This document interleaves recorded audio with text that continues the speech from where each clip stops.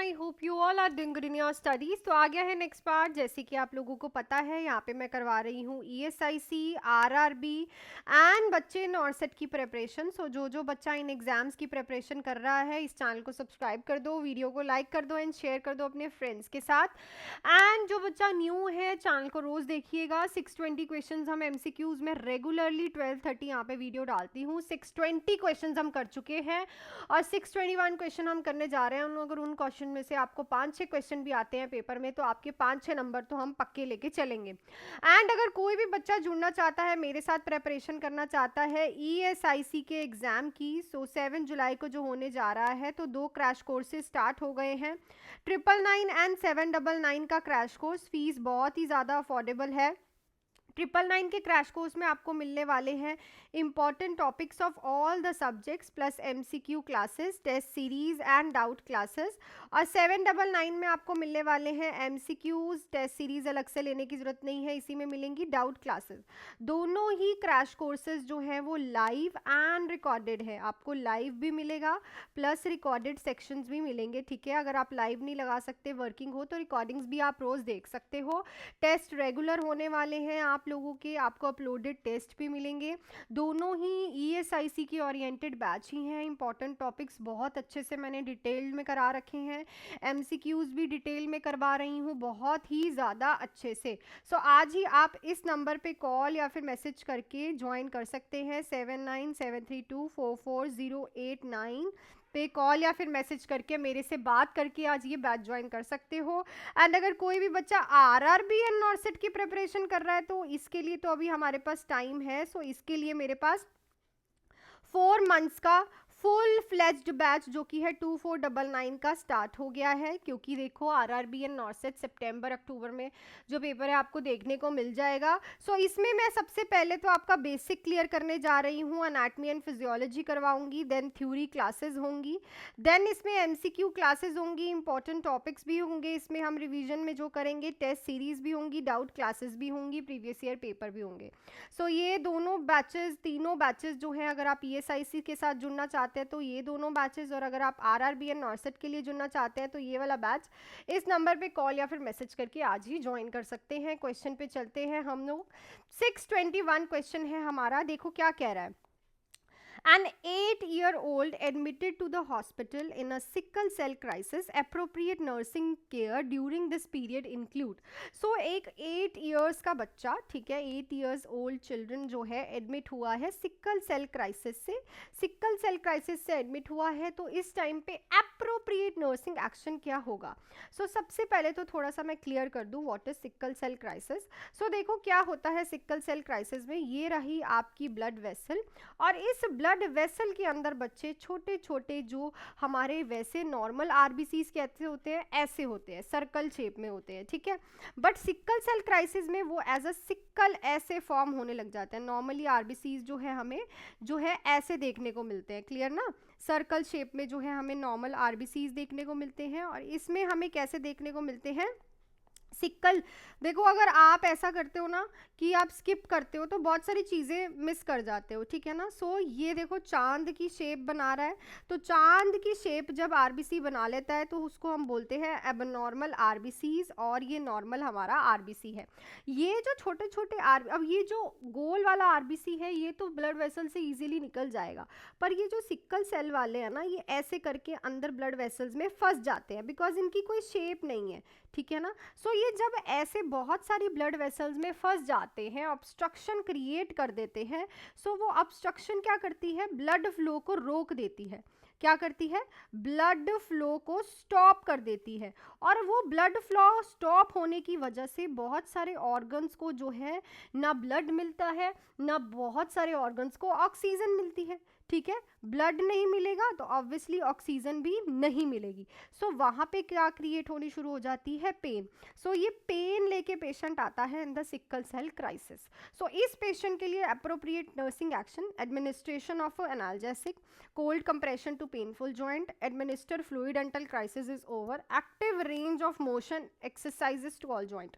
सो सबसे इंपॉर्टेंट इसमें होता है कि आप एनाल्जेसिक लगा दो पेशेंट के, क्योंकि पेशेंट के बहुत ज़्यादा सीवियर पेन हो रही रही है, बिकॉज जहाँ जहाँ ब्लड वेसल ऑब्स्ट्रक्टेड होगी वहाँ वहाँ और वो ब्लड वेसल जिस जिस ऑर्गन को प्रॉब्लम दे रही होगी उस ऑर्गन में पेशेंट को पेन होगी, और वो पेन इतनी ज़्यादा होगी कि पेशेंट को सबसे प्रायोरिटी में हम एनाल्जेसिक्स ही लगाते हैं। आई थिंक ये क्वेश्चन क्लियर हो गया होगा। नेक्स्ट पे चलते हैं।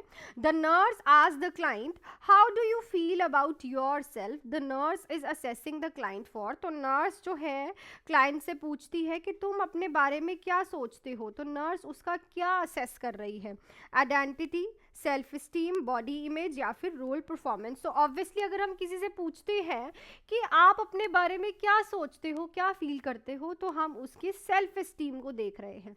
What is self esteem? अपने आप पे क्या उसका पॉइंट ऑफ व्यू है, ठीक है। कहीं वो अपने आप को कमज़ोर तो नहीं समझता, कहीं वो अपने आप को नेगेटिव तो नहीं फील करता, कहीं वो अपने आप को लेके बहुत ज़्यादा नेगेटिव तो नहीं है।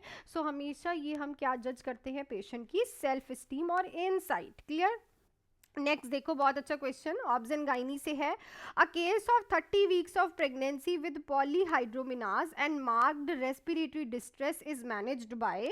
सो एक 30 वीक्स प्रेगनेंसी का केस है। पॉलीहाइड्रोमिनाज क्या होता है कि पेशेंट का जो एमनियोटिक फ्लूइड है, क्या है, एमनियोटिक फ्लूइड है, वो क्या हो गया है, इंक्रीज हो गया है। कितना इंक्रीज को पॉलीहाइड्रोमिनाज कहते हैं, 2000 ml से भी वो क्या हो चुका है, इंक्रीज हो चुका है। सो अब पेशेंट को पॉलीहाइड्रोमिनाज भी है और रेस्पिरेटरी डिस्ट्रेस भी है, तो आप इसको मैनेज कैसे करोगे? आईवी फ्रूसेमाइड लगा दोगे, saline infusion, amniocentesis, ARM। So obviously हम क्या करते हैं, एमिनियोसेंटेसिस करते हैं पेशेंट का। एमिनियोसेंटेसिस में एक्सेस ऑफ जो हम थोड़ा सा एमनियोटिक फ्लूइड है वो बाहर निकालते हैं। सो पेशेंट को, क्योंकि देखो 30 वीक गेस्टेशन में अगर एमनियोटिक फ्लूइड ज़्यादा होगा तो पेशेंट को 30 वीक में ही रेस्पिरेटरी प्रॉब्लम्स आने लग जाएंगी। अगर थर्ड ट्राइमेस्टर में मदर को थोड़ी सांस लेने में प्रॉब्लम आती है क्योंकि जो यूट्रस है वो लंग्स को कंप्रेस करता है, सो यहाँ पे तो मदर को 30th वीक में ही आनी शुरू हो जाएगी। नेक्स्ट है the first consideration in the treatment of placental abruption is. तो अगर किसी का प्लेसेंटा अब्रप्ट हो रहा है, बहुत बार ये टॉपिक मैं समझा चुकी हूँ, तो फर्स्ट कंसिडरेशन क्या रहेगी ट्रीटमेंट के लिए? सो इमीडिएट डिलीवरी करोगे, एडमिनिस्टर करोगे fibrinogen and amniocentesis to establish diagnose and promote restoration of an effective circulation with IV fluid. So सबसे इंपॉर्टेंट होता है इमीडिएट डिलीवरी कर दो, क्योंकि देखो अगर यूट्रस से प्लेसेंटा अलग होना स्टार्ट हो चुका है, ठीक है, तो इट मीन्स कि जो यूट्रस है वो प्लेसेंटा को अलग कर रहा है, और जो प्लेसेंटा है वही तो बेबी को सब कुछ प्रोवाइड कर रहा है। और अगर वो ही अलग हो गया तो बच्चा अंदर डेड हो जाएगा, क्योंकि प्लेसेंटा को कोई भी ब्लड बाकी सारी चीज़ें नहीं मिलेंगी और वो बच्चे तक नहीं पहुंचेंगी और बच्चे को कोई भी सप्लाई नहीं होगी, और इसीलिए हम इमीडिएट डिलीवरी करते हैं इसमें। नेक्स्ट है द प्राइमरी ग्रेविडा एट 37 आएगा यहाँ पे, 37 week report to labour room with the central placental praevia with the heavy bleeding per vagina. The FSH was normal at the time of examination. The best management option for her is. बहुत ही important question. देखो 37 weeks की pregnant women है, आपके पास labour room में आई है, जो placenta है वो ऑस के सेंटर में लगा हुआ है, ठीक है, नीचे लगा हुआ है, और उसे वजाइनल ब्लीडिंग हो रही है। और FSH यहाँ पे आएगा, F फीटल हार्ट रेट, यहाँ पे ठीक कर लेना, यहाँ पे आएगा फीटल हार्ट रेट। FHR वो जो है नॉर्मल आ रही है टाइम ऑफ एग्जामिनेशन। तो मैनेजमेंट क्या रहेगी? Expectant management, caesarean section, induction and vaginal delivery, induction and forceps delivery. So देखो 37 वीक्स तो आपके यही होगी कि अप्रॉक्सीमेटली 9 मंथ्स प्लस 7 डेज जो है, मतलब उसका डिलीवरी टाइम ही है। तो इस टाइम आपका क्या है कि जब बच्चा ठीक है, अंदर FHR डिलीवरी हो रहा है, मतलब FHR जो है उसकी नॉर्मल आ रही है, तो आप क्या कर दो, उसका सिजेरियन सेक्शन कर दो, क्योंकि ब्लीडिंग हो रही है मदर को बहुत ज़्यादा। अगर आप वजाइनल ब्लीडिंग कराने जाओगे तो मदर को और ज़्यादा ब्लीडिंग होगी और मदर को फिर शॉक में भी जा सकती है, ठीक है ना, क्योंकि हैवी ब्लीडिंग लिखा है इसमें, ठीक है ना। सो हम क्या करेंगे, क्योंकि प्लेसेंटा प्रीविया है, ठीक है ना, प्लेसेंटा पहले ऑस के पास लगा हुआ है, तो हम प्लेसेंटा तो बाहर पहले निकाल नहीं सकते, तो हमें क्या निकालना है, सबसे पहले बच्चा ही निकालना, तो सिजेरियन सेक्शन ही होगा। क्लियर। नेक्स्ट क्वेश्चन है, उससे पहले अगर कोई भी बच्चा जुड़ना चाहता है मेरे साथ, ठीक है, एग्जामिनेशन की प्रिपरेशन करना चाहता है फॉर ESIC एग्जाम, तो ये बैचेस जो हैं बच्चे शुरू हो चुके हैं हमारे। इस नंबर पे कॉल या फिर मैसेज करके आप ज्वाइन कर सकते हो। एक है 99 का बैच, 99 के बैच में आपको important topic, MCQs, test series and doubt classes मिलेंगी। एक है 7 799 का बैच जिसमें आपको MCQs, test series and doubt classes मिलेंगी। दोनों ही बैच लाइव प्लस रिकॉर्डेड है। दोनों ही बैचेस में प्रीवियस ईयर पेपर भी करवाऊंगी। और अगर आप RRB एंड नॉर्सेट की प्रिपरेशन करना चाहते हैं तो उनके लिए भी मैंने 4 मंथ्स का फुल फ्लेज्ड, बस इतना सा अमाउंट, फीस बहुत कम है, अफोर्डेबल है, आप कर सकते हो। 2499 4 मंथ्स का बैच है। बेसिक स्टार्ट करेंगे हम आपका बेसिक 0 से। Theory, MCQs, important topic, test series and doubt classes रहने वाली है। तो आप आज ही ज्वाइन कर सकते हो विदाउट एनी डिले, इस नंबर पे कॉल या फिर मैसेज करके, जो भी बैच आप ज्वाइन करना चाहते हैं, ठीक है ना। जो भी ESIC का है तो ये 2 बैचेस हैं, 999 एंड 799 क्रैश कोर्सेज हैं। और अगर RRB एंड नॉर्सेट है तो 2499। ये रहा आपके पास नंबर स्क्रीन पे। तो आज आप ही विदाउट एनी डिलेज ज्वाइन कर सकते हैं। सो चलते हैं हम अपने क्वेश्चन पे। सो क्वेश्चन करेंगे अगला 626, which assessment finding would lead the nurse to suspect the patient IV has infiltrated. So इनमें से कौन सी चीज़ हमें बताएगी कि पेशेंट का IV जो है वो इनफिल्ट्रेटेड है। ध्यान से पढ़ना है, क्या लिखा है, infiltrated. In past hour, only 50 ml of fluid has infused. The insertion site is red, hot and swollen. The patient temperature has risen by 38.3 degrees Celsius. The site is pale, cool, swollen and painful. So इन दोनों चीज़ों में तो अगर आप देखो तो patient को हो रखा है वेलबाइटिस, ठीक है ना। पेशेंट की क्या बन चुका है, वहाँ पे क्या हो रखी है, जो है क्लॉट फॉर्मेशन हो रखी है, ठीक है।